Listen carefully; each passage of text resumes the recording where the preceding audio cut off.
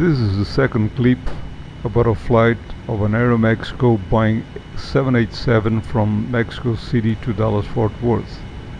We'll begin making a taxi from the terminal to the holding point of runway 23 right.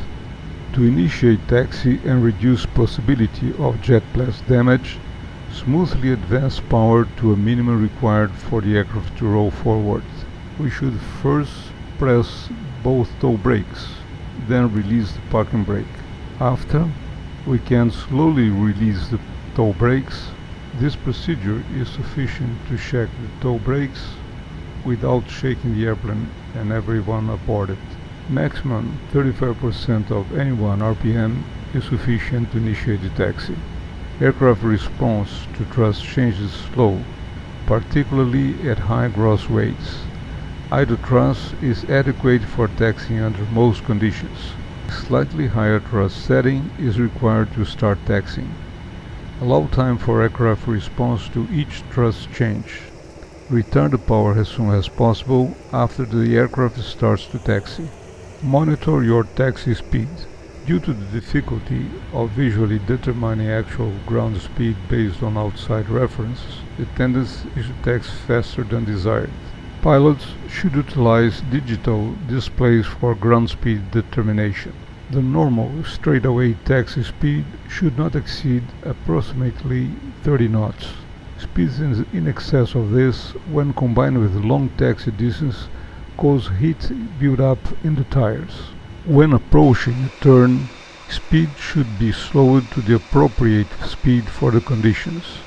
On a dry surface, use approximately 8 to 10 knots, and around 5 knots if it's wet. Avoid prolonged brake application to control taxi speed. You will need then the coolest as possible for an eventual rejected takeoff situation.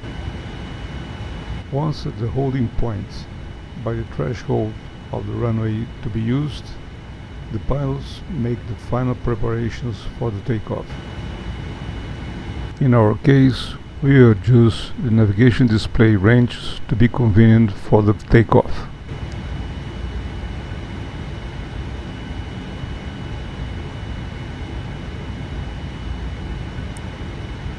Then we will ask for the before takeoff checklist.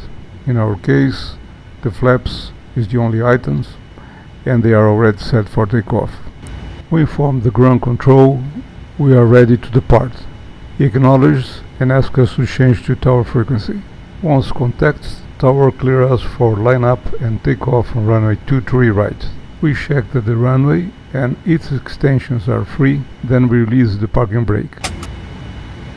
Then we turn the transponder mode rotary switch from standby to TA array. We position both head-up display screens to be seen by the pilots. On the upper panel, we put on the runway turn-off lights, left and right, taxi lights, and also the strobe light. We cautiously taxi to the line-up position of runway 23 right. Please be seated for departure. As we have already been cleared for takeoff, we won't stop at line-up position. This will be a rolling takeoff. Radio altimeter is indicated -4 feet due to the fact that all landing gear shock absorbers being squeezed by the weight of the airplane. Once aligned with the runway, we check the runway heading to confirm that this is our authorized runway for takeoff. Then we set the 3 landing lights on. Due to the weather conditions, we set the radar on.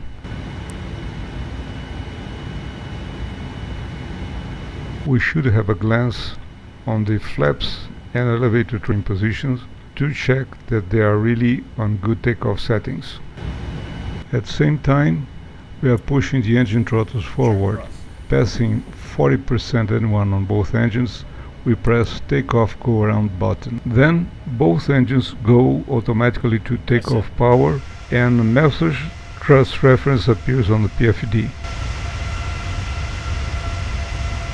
We also see the label DTO1, derated takeoff 1, in green on the ACUS. 80 knots. Checked. From 80 knots up to V1, we will abort the takeoff only for a major failure.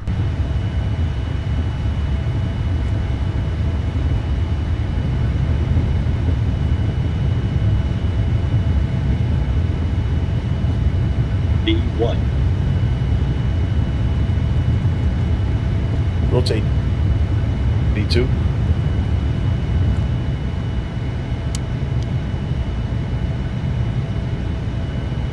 Positive rate. Gear up.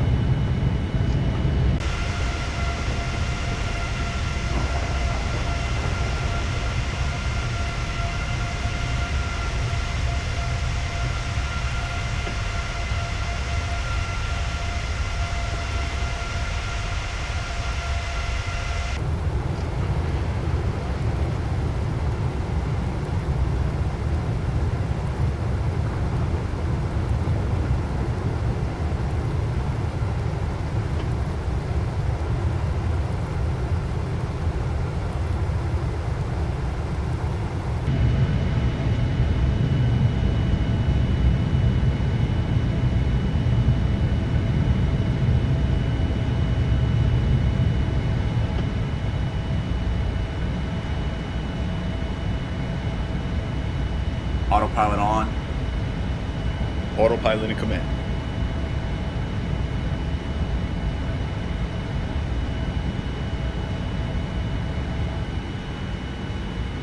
We'll make the takeoff again, this time paying attention on the flight mode annunciations that we can see on top of the HUD. So we'll see how the auto throttle manages the power. We push both throttles forward, and when we have at least 40% of anyone on both engines, we press the takeoff go around button. On MCP, a light comes on auto throttle button. At the same time, at the FMA left column on the HUD, annunciator thrust reference comes on. Pilot monitoring checks the takeoff power and says thrust set.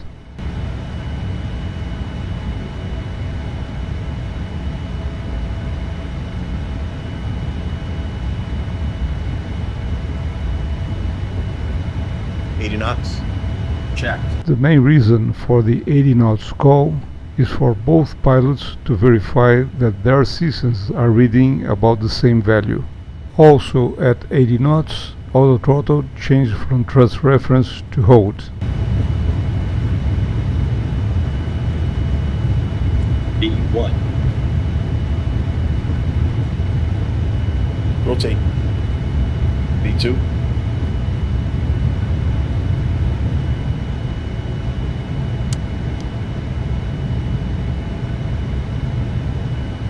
Positive rate. Gear up.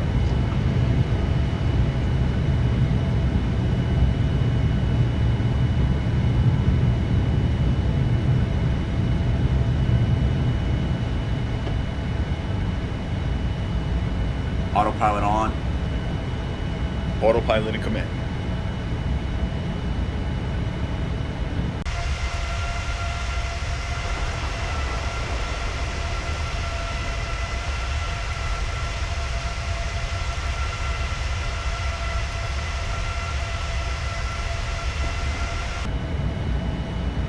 We see on the middle column of the FMA on the primary flight display that the autopilot is laterally coupled to the LNAV, so it's making a left turn going direct to the first waypoint.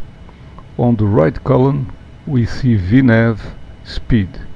This means that the vertical mode is coupled with vertical navigation and complying with the climb speed schedule set on the FMC. Flaps 1. Setting the flaps to 1 changes the schedule speed from 225 to 245.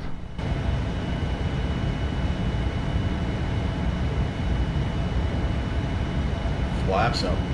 Setting flaps up changes the schedule speed from 240 to 250, at least below 10,000 feet.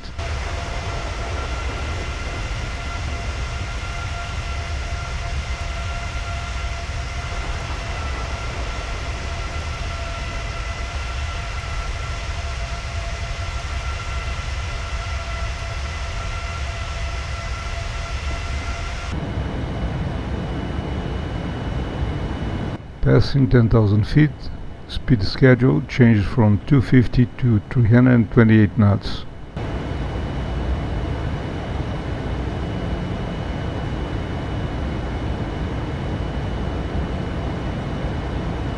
Approaching 15,000 feet, our first altitude restriction, VNAV changed to out for the autopilot to maintain the altitude.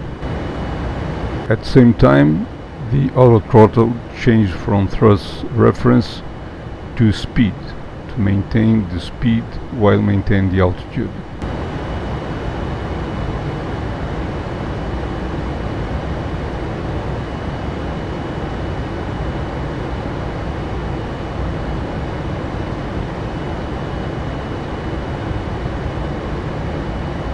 When ATC cleared us for flight level 410, we changed the altitude selector to 41,000. The auto throttle changes from cruise to climb power. As the flight director is in VNAV, the autopilot clears 15,000 feet and climbs to flight level 410.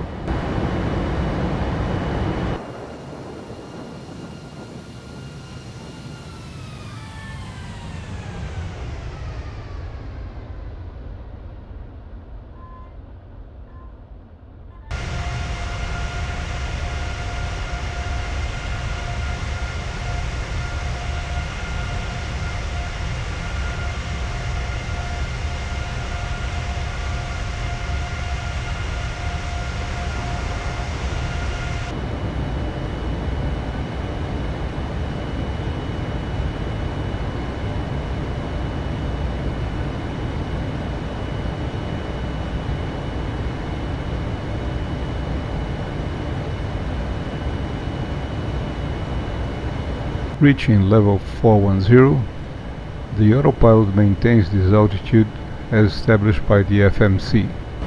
The auto throttle changes from climb mode to cruise mode to maintain the speed Mach 0.847 required by the FMC via the cost index.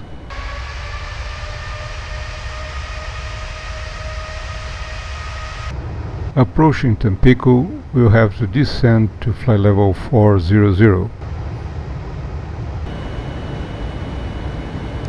As the airplane is getting lighter due to the fuel consumption while cruising, the optimum cruise level tends to be higher. But if the air on its cruising level is getting hotter, the optimal altitude tends to be lower.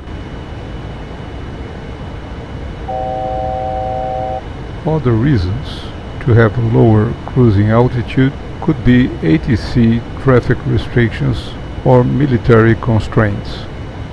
The next clip will take from the cruise phase to the landing at Dallas, and this will be the last one.